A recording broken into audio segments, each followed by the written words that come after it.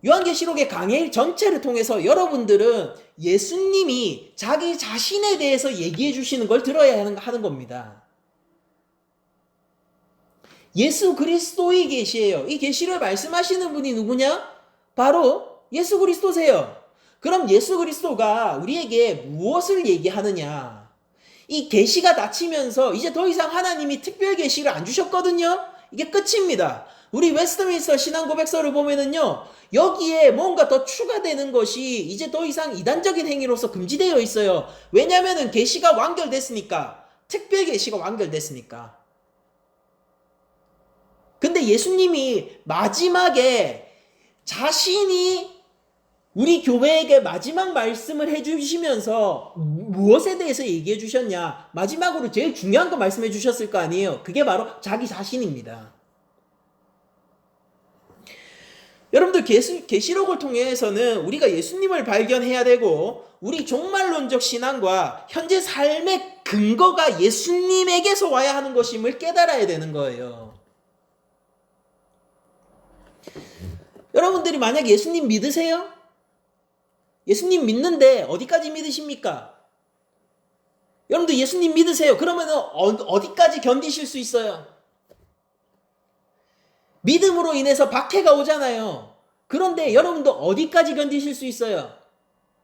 요한은 지금 참수형 당하는 자들에게 뭐라고 얘기하냐면은 이 길이 복된 길이니까 이 길을 걸어가라라고 얘기를 하고 있습니다. 여러분들 믿음을 지키시되 어디까지 지키실 수 있어요? 예수님을 사랑하시는데 어디까지 사랑하시냐고요? 요한은 지금 예수를 믿는다는 이유로 사회의 경제적인 혜택에서 모두 떨어져야 되는 사람한테 그 길을 선택하라고 얘기하고 있어요.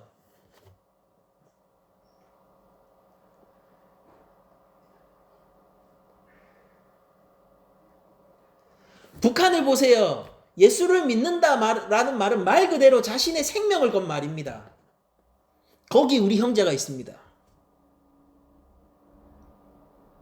무슬림 국가들을 보세요. 예전에 그 이집트 kop트교회 대참사가 났었죠.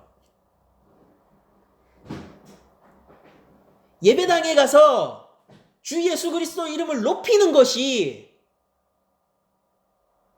언제 어떻게 자신이 죽을지도 모르는 일과 연관되어 있는 삶을 살아가야 되는 우리 형제들이 지금 이 시대에 함께 존재하고 있어요.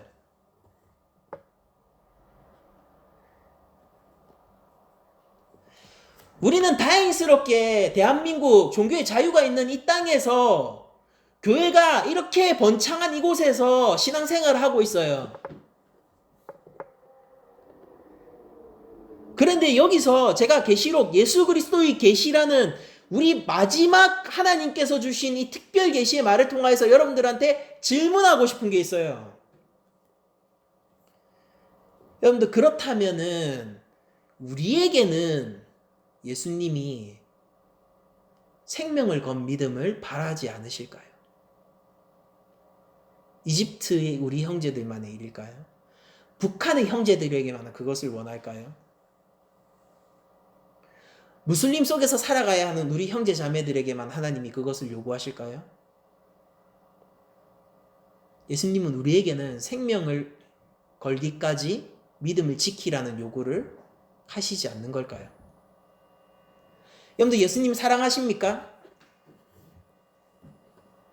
거짓말하지 마세요. 내 삶이 더 중요한 거 아니에요?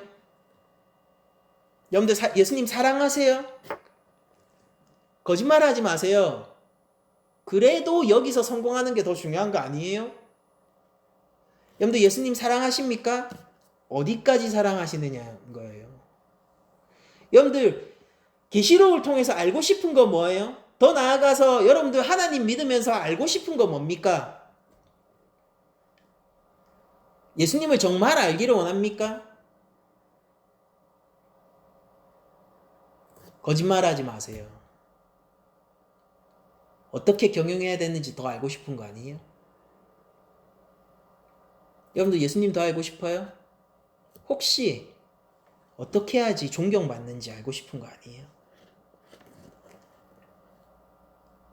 혹시 어떻게 해야지 더 편하게 살 수 있는 건지 알고 싶은 거 아니냐고요.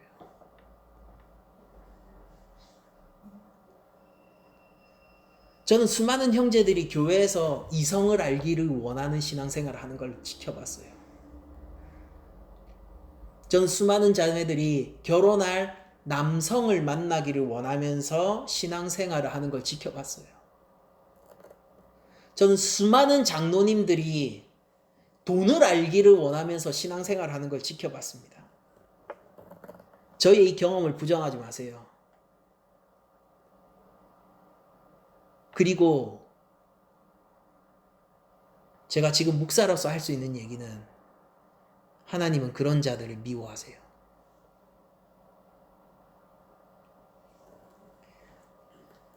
계시록은 예수 그리스도의 계시입니다. 여러분들이 예수님을 잘 알고 있고 예수님을 잘 믿고 있다면요, 걱정하지 마세요. 계시록이 이해했으니까. 그런데 여러분들이 이 길을 갈 때 나의 죽는 날까지 선한 싸움을 하실 수 있다면은 걱정하지 마세요. 여러분들은 계시록을 살고 있으니까. 여러분들이 예수님을 사랑하되 주께서 나를 위하여서 십자가에 달려 돌아가신 그 사랑을 알며 내가 그 사랑 앞에서 내 삶을 드리고 내가 죽기까지 주를 사랑한다면은 여러분들 걱정하지 마세요. 이 계시록을 증언할 때 여러분들이 하나님의 증인석에 서 있을 거니까요. 여러분들 계시록의 첫 장을 설교하면서 결론은 하나입니다. 뭐냐면은 예수님에 대해서 얘기하는 것이 요한계시록이므로 여러분들 우리 낮은 자리 교회 안에서 예수님을 잘 알고 예수님을 잘 믿으시면 되는 겁니다. 여러분들 주를 사랑하되 목숨을 걸고 사랑하시기를 바라는 거예요. 여러분들 저는 다른 거를 줄 수 없어요. 우리 교회 뭐가 있습니까? 아무것도 없어요. 그러나 여러분들 제가 가진 것으로 여러분들을 축복하니 여러분들이 주 예수 그리스도를 알기를 원합니다. 여러분들 우리 교회 와서 배울 수 있는 거 없어요. 우리 교회 온다고 존경받지도 않을 겁니다. 우리 교회는 세상을 잘 살아가는 법을 배울 수 없어요. 여러분들 우리 교회는요, 이성의 선택지조차 없어요. 쉼이요? 우리는 그 흔한 아우팅도 잘 안 나가는 교회잖아요. 커뮤니티요? 죄송합니다. 그냥 어떤 동아리를 가세요. 가지고 있는 게 없습니다. 그러나 우리 교회가 가지고 있는 것으로 여러분들을 축복하니 여러분들이 주 예수 그리스도를 알기를 원합니다. 요한계시록 강해를 통해서 제 마음에 있는 열망은 딱 하나예요. 뭐냐면은 여러분들이 주 예수님의 손을 잡고 삶을 살아갈 수 있었으면 좋겠어요. 죽는 날까지요. 더 나아가서 죽음의 위협 앞에서도요. 성부는 영원 가운데서 성삼위일체 되시는 그 영원 가운데서 떨어질 수 없는 독생자 예수 그리스도를 우리에게 주셨습니다. 그 예수님을 여러분들이 알기를 원한다고요. 그리고 그 말을 해주시는 분이 바로 예수님 본인이세요. 우리는 아주 단순합니다.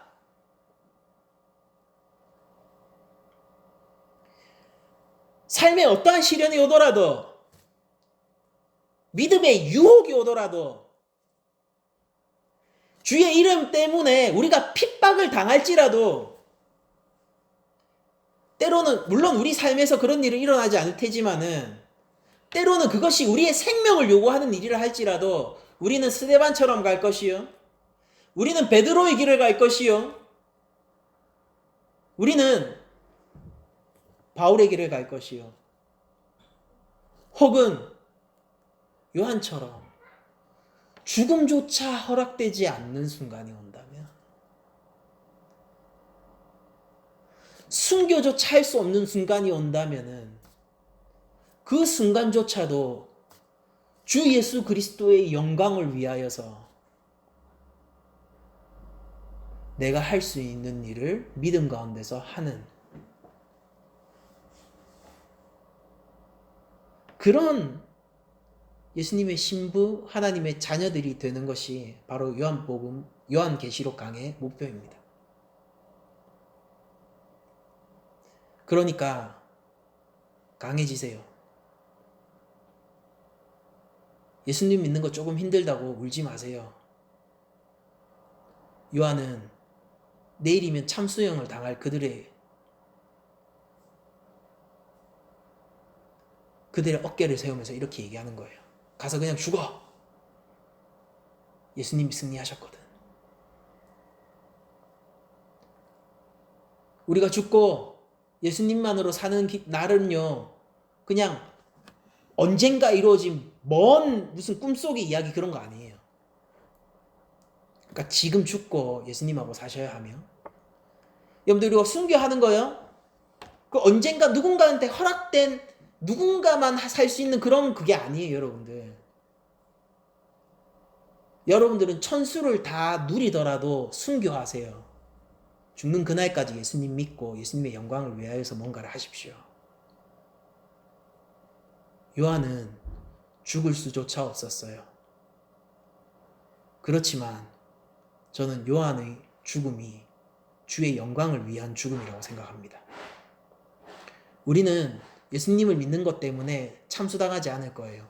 그래도 하나님은 우리에게 동일한 걸 요구하세요. 여러분들 죽는 날까지 예수님 잘 믿고 주님의 영광을 위해서 뭔가를 하십시오. 말씀 마치겠습니다. 아포칼립시스 예수 그리스도의 계시인 요한계시록은 하나님의 말씀으로 우리들이 충분히 이해할 수 있고 순종할 수 있으며 예수님에 대해서 기록한 책이므로 우리가 앞으로 예수님을 더 많이 알아가고 예수님을 죽을 때까지 잘 믿고 따를 수 있는 양분이 될 것입니다. 계시록 읽으세요. 그 뜻을 알아가십시오. 예수님과 함께 오늘 살아가십시오. 모든 말씀을 마치겠습니다.